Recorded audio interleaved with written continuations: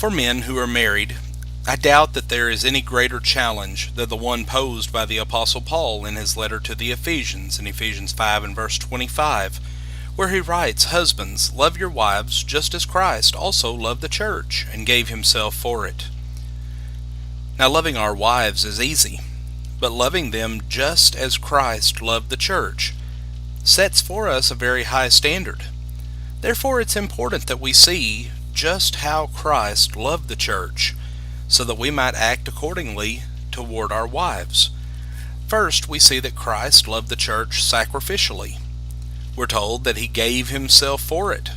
To succeed at loving our wives as Christ loves the church, we must have an attitude of sacrificial service toward them.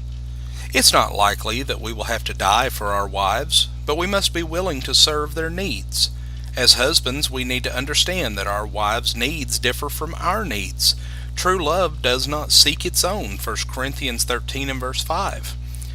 And it's our responsibility to meet the needs of our wives. A great fringe benefit of doing this well is that our wives will respond in kind by making sure that our needs are met. While not all wives have identical needs, a survey of Christians attending a ladies' Bible class showed that their number one need is for their husbands to provide spiritual leadership. Other expressed needs in order of importance that were family commitment, communication, affection, financial security.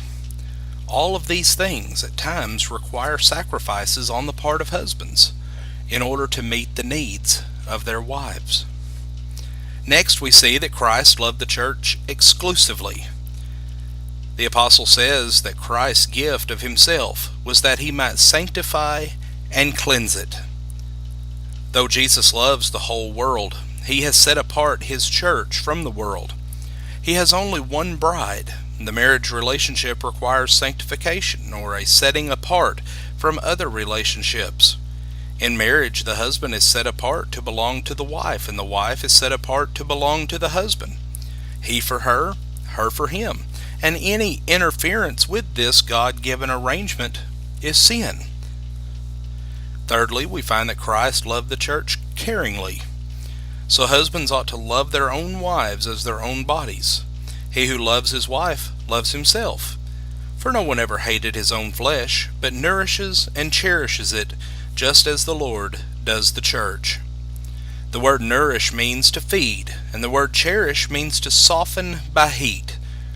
I think we know what we do for someone or something we cherish. We protect it, we care for it lovingly, and we hold something near and dear to us. And this type of loving care is what husbands must have for their wives. Fourth, we find that Christ loved the church enduringly. As the church is joined to Christ, so a man shall leave his father and his mother and be joined to his wife, and the two shall become one flesh.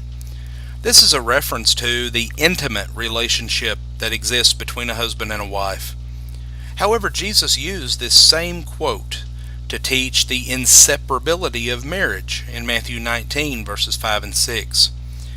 Just as Christ and his bride are one body, which nothing can separate, Romans 8, verses 35 through 39. So the husband and wife as well are one flesh, which man must not separate. From the beginning, God said, "It is not good that man should be alone. I will make him a helper suitable to him," Genesis 2 and verse 18. As men, we should have a great appreciation for our wives. We should view them as highly prized and nicely packaged gifts from our Creator. He knows just what we need to help us make it to heaven. Thank you for joining us for our program today, and may God bless you with a wonderful day.